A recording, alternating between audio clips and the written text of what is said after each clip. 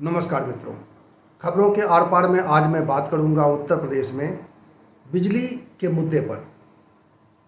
आम आदमी पार्टी ने जैसे ही फ्री बिजली देने का चुनावी वादा किया तो ये अब एक सियासी इस पर लड़ाई शुरू हो गई है। आम आदमी पार्टी के इस ऐलान के बाद प्रदेश के कृषि मंत्री ने कहा कि आम आदमी पार्टी मुफ्तखोरी को बढ़ावा दे रही है और उनके इस बयान के बाद से ही इस पर एक चुनावी और सियासी टकराव का दौर शुरू हो गया है। आम आदमी पार्टी ने आज प्रेस कॉन्फ्रेंस करके बाकायदा बताया कि उत्तर प्रदेश में फ्री बिजली देने का उसका वादा हवाई नहीं है। उसने एक काम किया है और उसने इसको कैलकुलेट किया है कि कैसे ये फ्री बिजली दी जा सकती है।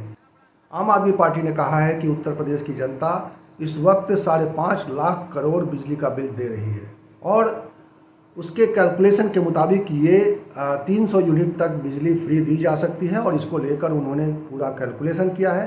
उन्होंने कुछ जवाब दिए हैं और उन्होंने कृषि मंत्री के उस बयान पर टिप्पणी भी की है। क्या कहा है मैं आपको पहले वो सुनवा लेता हूँ। देश की सरकार का 5.5 लाख करोड़ का बजट, इसका 7% बिजली को देने में खर्च किया जाता है और 7% में भी उत्तर प्रदेश सरकार ऑन एन एवरेज 8 से 10 घंटे बिजली यहाँ पर दे पाती है, जबकि दिल्ली में 24 घंटे और सरकार के बजट का 4% ही खर्च किया जाता है। इतना बड़ा अंतर क्यों है? ये मैनेजमेंट की वजह से अच्छी तरह से मैनेज किया जाता है। बिजली एक तकनीकी वस्तु है, इसको तकनीक के जरिए हैंडल किया जाता है। इसमें इंजीनियर्स की टीम, प्लानिंग, फाइनेंस, इन सब चीज़ों का ध्यान रखा जाता है और ये सुनिश्चित किया जाता है कि ना तो कंपनियां घाटे में हो, ना जनता का नुकसान हो, ना सरकार का नुकसान हो। और इसकी एक बेहतरीन मिसाल दिल्ली है। अब आते हैं इस पर कि ये मंत्रियों को, अधिकारियों को, नेताओं को इतनी दिक्कत क्यों हो रही है जनता को फ्री बिजली मिलने से। एक बहुत ही इंटरेस्टिंग चीज़ ये निकल के आ रही है कि राज्य संपत्ति विभाग, जिसकी जिम्मेदारी होती है सरकारी बंगलों और बिल्डिंग्स का बिजली का बिल देना, जिनके अंदर अधिकारियों के आवास भी हैं, कार्यालय भी हैं, अगर आप आंकड़े निकालें तो बिजली विभाग के ऊपर जितना भी लोन या लायबिलिटीज़ हैं, इसमें से बहुत बड़ा हिस्सा राज्य संपत्ति विभाग द्वारा ना दिया गया पैसा है या फिर ऐसा जो कि उनके ऊपर लायबिलिटी है। बहुत बड़ा पैसा। ये पैसा कौन सा है? हम ये नहीं कह रहे कि लायबिलिटी किस लिए है, क्या है, उसका क्या स्टेटस है, लेकिन मेन बात यह है कि मंत्रियों, अधिकारियों और राज्य सरकार के जो प्रशासनिक अमला है, इसके ऊपर इतनी भारी पैमाने पर सैकड़ों करोड़ रुपए की बिजली मुफ्त दी जाती है। आखिर ये सब किसके पैसे से आ रही है? आम आदमी पार्टी का कहना है कि हमने आम लोगों को 300 यूनिट तक इस्तेमाल करने वाले लोगों के लिए फ्री बिजली का देने का वादा किया है, लेकिन इस वक्त प्रदेश में ढेर सारे अधिकारियों को, अफसरों को, नेताओं को फ्री बिजली दी जा रही है और हम आने वाले समय में आपको ये कैलकुलेशन करके बताएंगे कि ये फ्री बिजली कितनी दी जा रही है, ये कितनी बड़ी राशि है और शायद ये बिजली जो फ्री उनको नहीं आगे मिलेगी और इसीलिए इस पर सवाल खड़े किए जा रहे हैं, इसीलिए इसको लेकर राजनीति की जा रही है। आम आदमी पार्टी ने कहा है कि दिल्ली सरकार ने इस तरह का एक पूरा आकलन किया है और उसके बाद दिल्ली सरकार का अनुभव है ऐसा, उस अनुभव के आधार पर उसने तय किया है कि उत्तर प्रदेश में भी फ्री बिजली देने का जो उसका वादा है उसमें किसी को कोई तकलीफ नहीं होगी, न सरकार को इससे परेशानी पैदा होगी, ना आम लोगों को दिक्कत होगी, ना खास लोगों को इससे कोई परेशानी होगी, क्योंकि इसको कैलकुलेट किया गया है कि कैसे ये संभव है और इसके लिए वो पूरी तरह से डिटेल्स पेश करने के लिए तैयार है। अगली खबर है उत्तर प्रदेश में जीएसटी काउंसिल की बैठक के बारे में। आज इस बैठक के लिए केंद्रीय वित्त मंत्री निर्मला सीतारमण लखनऊ में थी। उन्होंने जीएसटी काउंसिल के तमाम मेंबर्स, जिसमें आमतौर पर सभी प्रदेशों के वित्त मंत्री होते हैं, वो हिस्सेदारी करते हैं और उसके बाद जीएसटी काउंसिल में इस तरह के फैसले पर विचार किया जाता है कि किन किन उत्पादों को अब नए सिरे से नए तरह के टैक्स दायरे में लाया जाए। इसको लेकर एक बैठक हुई और इस बैठक से पहले एक चर्चा ये तेज हो गई थी कि शायद इस बैठक में पेट्रोलियम उत्पादों पर से जीएसटी हटाने को लेकर विचार हो सकता है। हालांकि कई राज्यों के विरोध के बाद जानकारी ये आ रही है कि इस बैठक में इस पर कोई चर्चा नहीं हुई, क्योंकि उत्तर प्रदेश समेत कई राज्यों ने इसका विरोध किया और उनका ये कहना था कि वही जीएसटी पेट्रोलियम प्रोडक्ट से नहीं हटाया जा सकता। राज्यों की जो आमदनी होती है इस वक्त, चूँकि पेट्रोलियम प्रोडक्ट पर एक हेवी टैक्स होता है, काफ़ी बड़ा टैक्स, और जिसकी वजह से पेट्रोलियम की कीमतें काफ़ी बढ़ी हुई हैं। और इसको लेकर चर्चा ये चल रही थी क्योंकि सवाल पूछे जा रहे थे कि आखिरकार राज्य जो हैं, कई राज्य जो इसको विरोध कर रहे हैं, ये कब तक विरोध करते रहेंगे और क्या कोई इसके लिए कोई टाइमलाइन तय करना चाहिए, क्या कोई समय इसके लिए तय किया जाना चाहिए कि ये जीएसटी के दायरे में कब तक नहीं लाया जाएगा।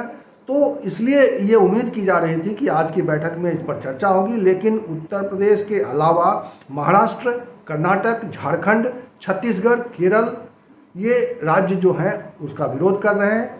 और इन राज्यों के विरोध का कारण यही है कि इन राज्यों को पेट्रोलियम पर जो टैक्स लगाया जाता है उससे एक अच्छी आमदनी हो रही है, जिसका वो खर्च अपने हिसाब से अपने विकास योजनाओं पर करते हैं, और इसीलिए राज्यों के ऊपर ये दबाव रहता है कि अधिक से अधिक आमदनी उनको हो। जीएसटी का भी एक बड़ा हिस्सा उनको मिलता है, केंद्र सरकार और राज्य सरकार के बीच में जीएसटी से जो आमदनी होती है, केंद्र सरकार उसमें से एक हिस्सा राज्यों को देती है। लेकिन आपको मालूम है कि राज्यों को हिस्सा मिलने को लेकर कई टकराव भी हैं, क्योंकि कई जो गैर बीजेपी स्टेट्स हैं उनका ये कहना है कि ये नियमित भुगतान नहीं हो रहा है, राज्यों को नियमित पैसे नहीं दिए जा रहे हैं उसके हिस्सेदारी के रूप में जो उसको मिलना चाहिए।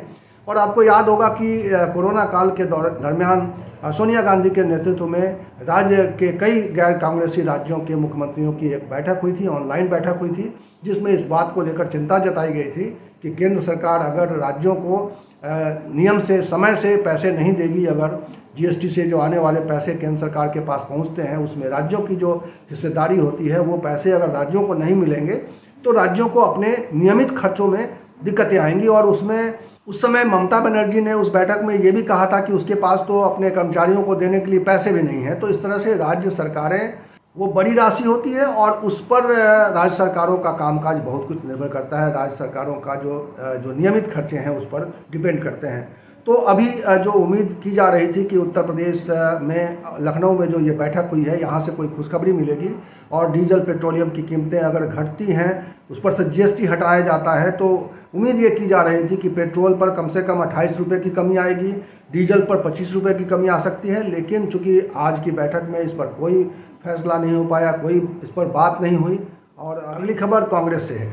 कांग्रेस ने आज स्क्रीनिंग कमेटी का ऐलान कर दिया। उत्तर प्रदेश में स्क्रीनिंग कमेटी के अध्यक्ष बनाए गए हैं जितेंद्र सिंह, दीपेंद्र हुड्डा और वर्षा गायकवाड़ इसके और सदस्य हैं। इसके अलावा प्रियंका गांधी और अजय कुमार लल्लू जो प्रदेश अध्यक्ष हैं, और अनुराधा मिश्रा जो उत्तर प्रदेश में विधायक दल की नेता हैं, और यूपी के महासचिव को इसका सदस्य बनाया गया है। ये लोग मिलकर उत्तर प्रदेश में जितने भी आवेदन आएंगे उम्मीदवारी के लिए, उन आवेदनों पर विचार करने के लिए उनकी उम्मीदवारी तय करेंगे, यानी उनको टिकट देने का फैसला करेंगे।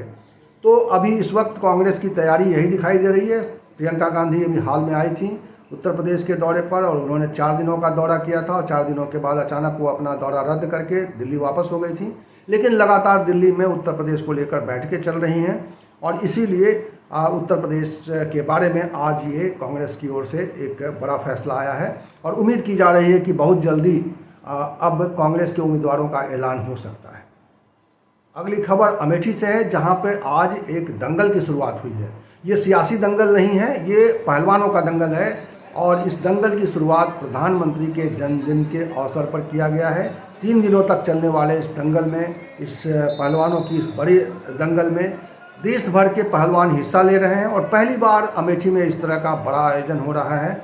और स्मृति ईरानी इस मौके पर मौजूद थी। उन्होंने इसको बड़े स्तर पर करने के लिए, इसको बड़े स्तर पर इसका प्रचार प्रसार के लिए काफ़ी कोशिशें की थी। और आज के इस दंगल में जो शुरुआत हुई है उसमें गीता फोगाट, बबीता फोगाट, बजरंग पुनिया, रवि दहिया, ऐसे बड़े पहलवान इसमें शरीक हुए हैं। और प्रदेश सरकार के कई मंत्री भी आज इस मौके पर मौजूद थे। और इस कार्यक्रम को बड़ा बनाने के लिए भारतीय जनता पार्टी और ख़ास तौर पे स्मृति ईरानी की बहुत बड़ी कोशिश है, क्योंकि अमेठी आपको मालूम है कांग्रेस और बीजेपी के बीच एक सियासी दंगल की जगह है, और वहाँ पर ये पहलवानों का दंगल एक नए रूप में सामने आया है। तो निश्चित रूप से आने वाले समय में जब विधानसभा के चुनाव वहाँ होंगे, तो ये दंगल जो अभी पहलवानों का दंगल है, ये सियासी दंगल के रूप में तब्दील होगा।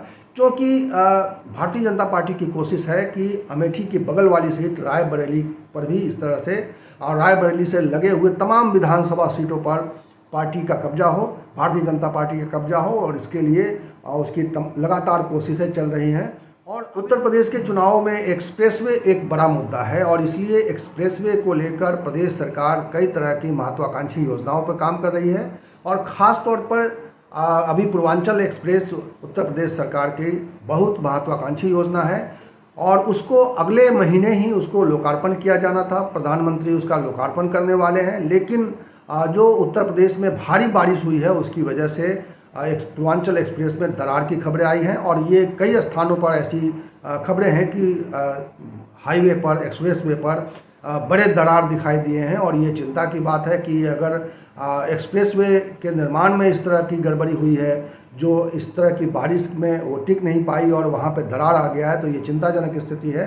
और इसको लेकर अभी राजनीति तो शुरू नहीं हुई है, लेकिन चूंकि मीडिया में जैसे जैसे ये खबरें आ रही हैं, निश्चित रूप से ये एक राजनीतिक मुद्दा बन जाएगा और चुनावी मुद्दा भी बन सकता है। क्योंकि अखिलेश यादव लगातार अपने जो उन्होंने आगरा से लेकर लखनऊ तक का जो एक्सप्रेसवे बनाया है उसकी क्वालिटी की बात करते हैं, उस पर एयरफोर्स के विमान उतारे जा सकते हैं, ऐसी बात करते रहे हैं। तो जाहिर तौर पर पूर्वांचल एक्सप्रेस में इस तरह की जो गड़बड़ी सामने आई है, क्योंकि उत्तर प्रदेश सरकार दावा करती है कि उसने इसका खर्च कम कर दिया है। जो पूर्वांचल एक्सप्रेस को लेकर जो अखिलेश सरकार के समय में जो आकलन किया गया था इस पर खर्चे को लेकर, उसके आकलन के मुताबिक इस बार कम खर्च किया जा रहा है और कम खर्च में सड़क बनाई जा रही है। ये दावा करते हैं योगी आदित्यनाथ अपने तमाम प्रेस कॉन्फ्रेंस में या सार्वजनिक समारोहों में।